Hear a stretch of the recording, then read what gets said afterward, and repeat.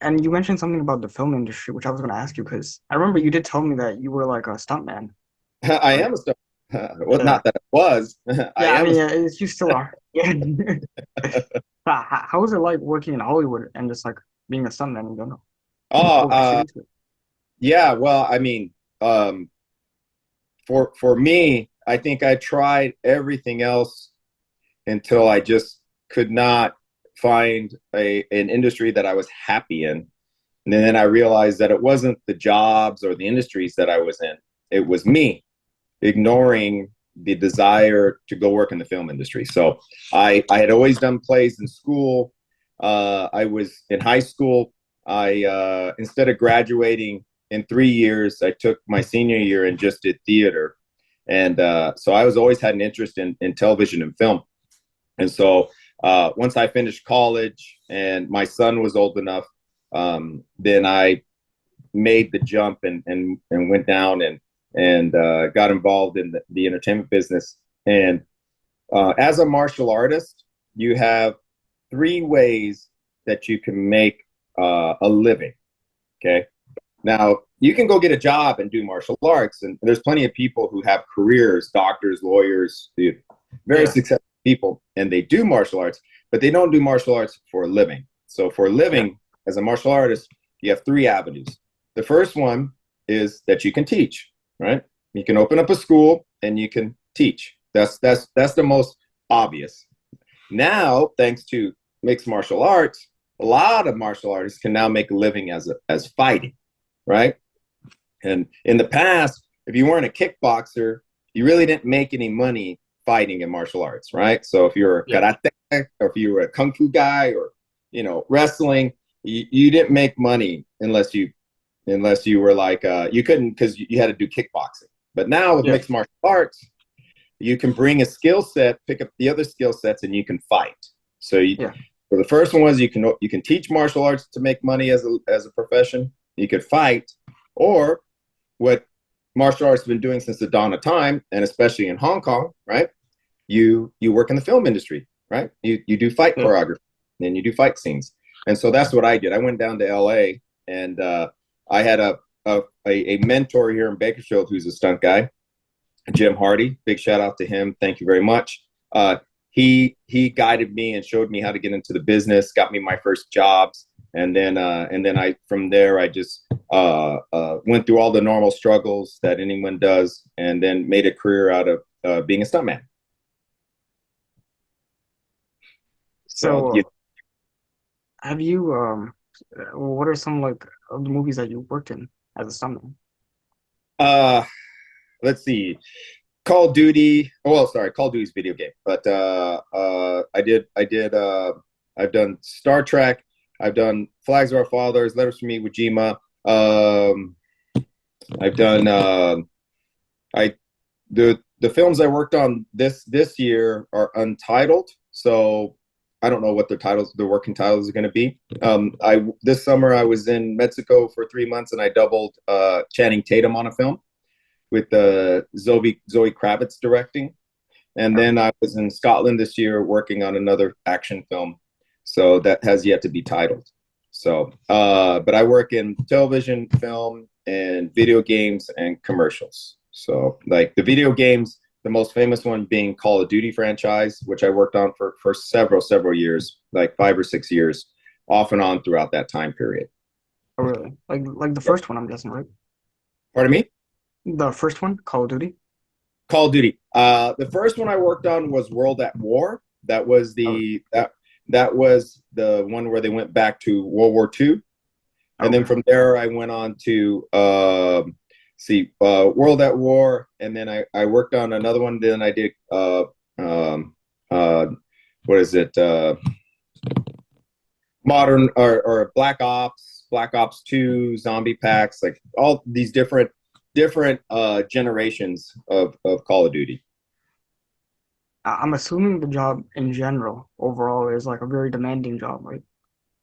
Yes. Yeah, if you what I tell people is that the entertainment business is a lot like the military, but we fake everything.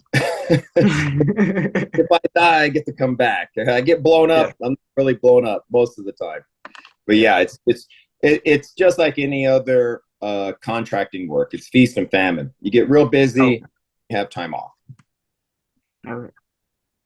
You said you worked on Star Trek as well. How was that? Yes, the when they re kicked off the franchise, the very first one with Chris Pine and that whole new cast. That's I worked on that first one. Yeah, I Okay. was a Romulan. I was bald and tattooed, and yeah, I spent 3 months working on that film. That was an awesome experience. So yeah, and the one thing in my business, what I tell people is, a lot of people they have to go to work, Yeah. right? They got a job, they got to get up, they go to work. Okay. In my business, we don't have to go to work. We get to go to work. You don't have to be in the entertainment business. I don't have to be a stuntman. So if Yeah. you're coming to work with less than 100%, and then don't be there, right? Because this Yeah. is a this is a privilege to be in the entertainment business, to do stunts, to travel the world, to get to you know pretend for a living is a privilege. And then a lot of people who come to the industry don't get to do it.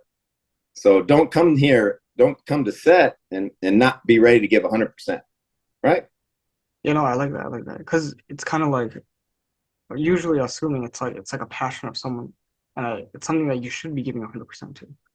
Exactly. Yeah. There's no rule that says you have to be a stunt person or be an actor or be a crew member or be a Yeah. background player, right? You Yeah. don't have to do that. You don't have to be there. You get to be there, right? Because Yeah. for like in my industry, there's at least 100 other guys that are my look, my height, my body weight, and better skills than what I have.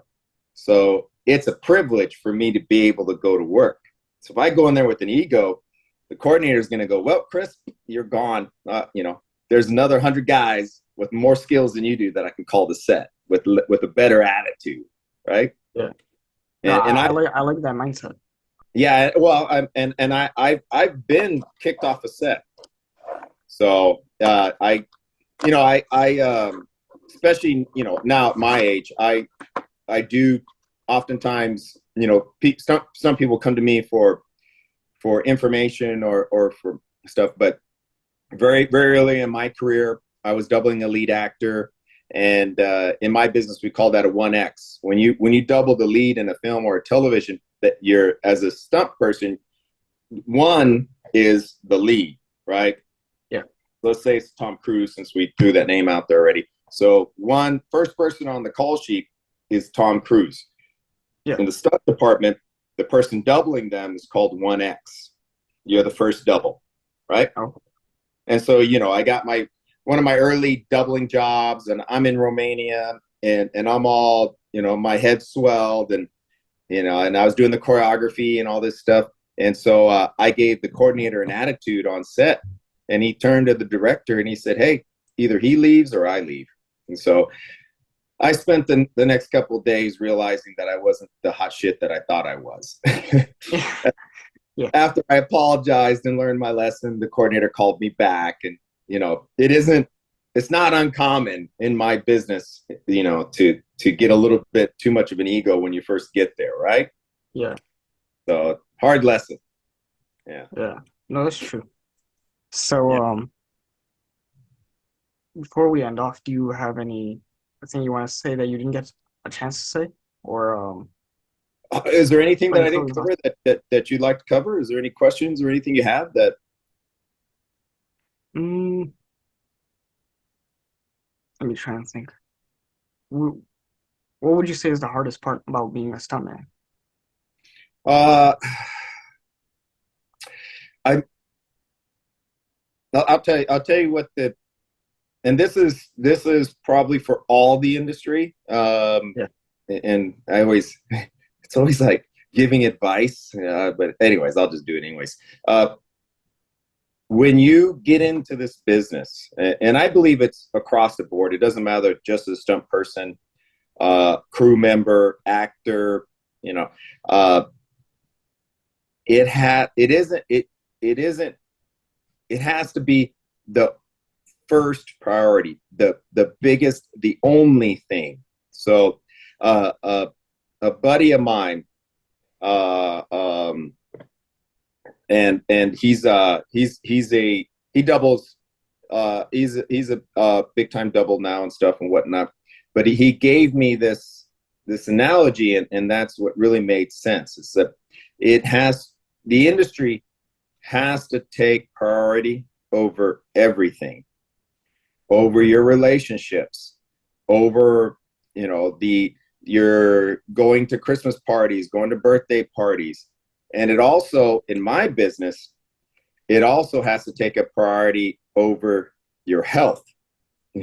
Because in my business, we get paid to get hurt. Yeah. Sometimes we get injured. We don't want to get injured, but we're paid to get hurt. Hitting the ground hurts. Taking a reaction hurts. Getting hit by a car hurts. Falling downstairs hurts. So this is the hurt business.